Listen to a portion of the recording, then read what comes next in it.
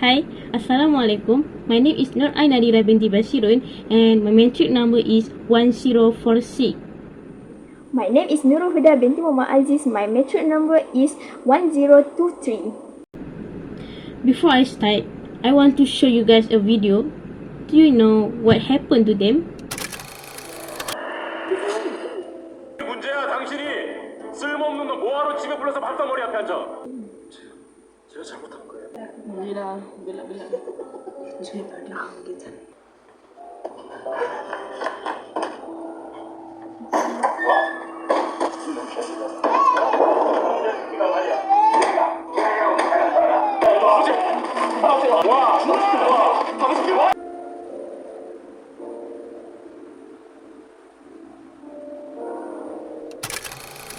Yes, what you think is true.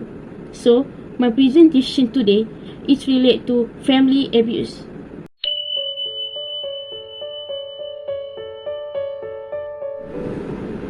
What is abuse in family called?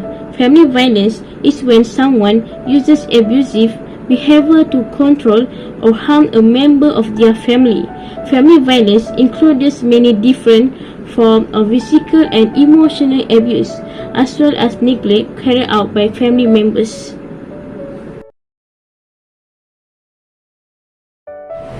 Family abuse against children. It is often caused by abuse of power and control over children. Generally, it stems of feelings of anger, lack of parenting skill, and lack of the commitment in ensuring the perfection of the child life.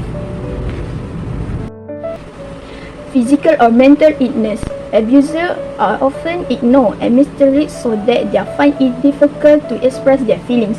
They are become an introvert who prefer to be alone and like to hide their feelings, which causes them to be tired and life and eventually fall ill. They can experience PTSD. PTSD standing for post-traumatic stress disorder. It's a mental disorder that appears after a person experiences or witnesses a traumatic or very unpleasant event. PTSD is an anxiety disorder that makes sufferers remember traumatic events. Besides the physical or mental illness, can causes depression to occur. Depression can push them to do things that are out of the bounds that are very dangerous for them without them realizing it. For example, suicide attempt such as lighting charcoal to inhale smoke and jumping from a tall building.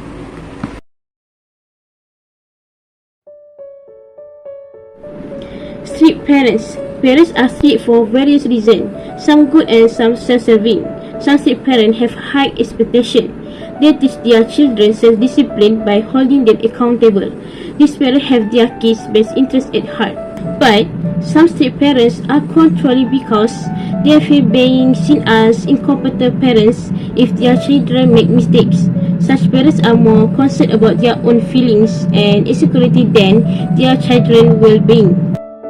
As a result, children have learned to be more rebellious, angry, impulsive, and aggressive when things don't go their way, and therefore receive even greater punishment. Their children are also more likely to engage in risky behavior like running away. No one likes to be controlled. If you are strict parents, it's worth thinking about your child rearing goal. The point is, what is your version of your relationship 20 years from now? Do you want your children to visit you, talk to you, or answer your phone call when they grow up? Do you want them still in your life? The choice is yours.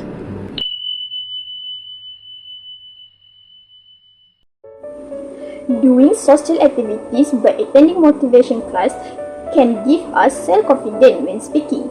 In addition, we can increase our knowledge by reading more to allow us to talk to people from various backgrounds rather than awkward when chatting with them. By reading, we can gain character in speaking.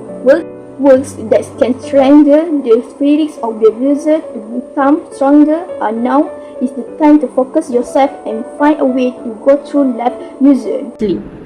There are several treatments available to treat mental health. First, psychotherapy.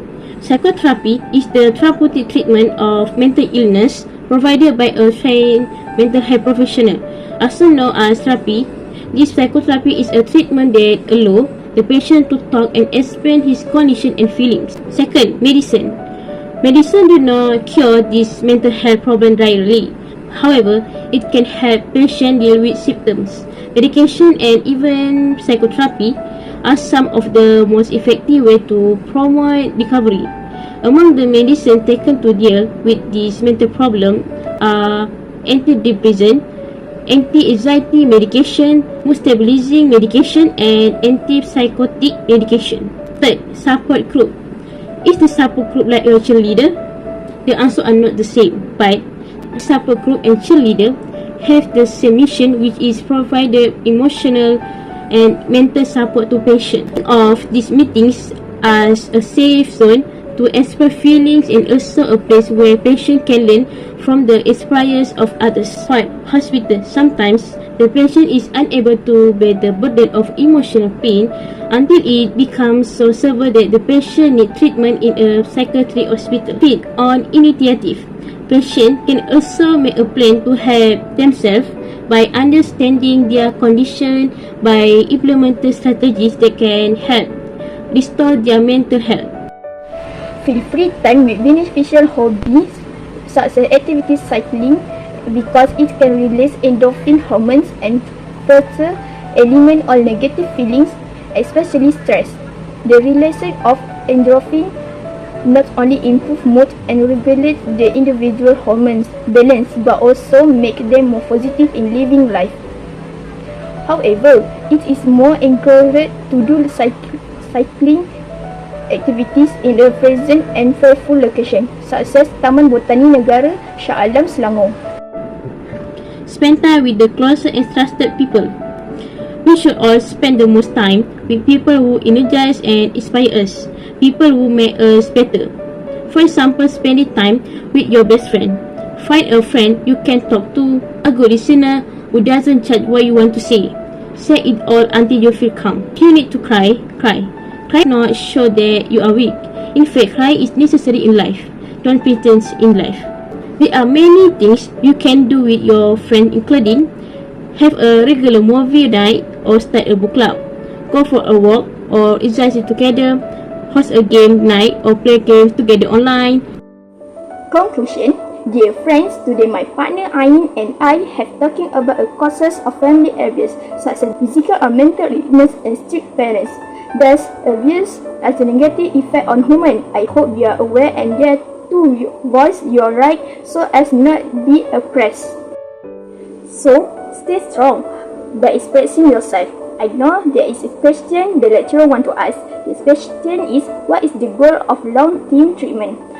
First of all, thanks for asking this question. What we can see is helping children through past trauma without realizing fear and anxiety. In addition, enable them to face new challenges such as peer pressure, identity and test perception, self-esteem and moral development. That's all for me. Thanks for lending your ears.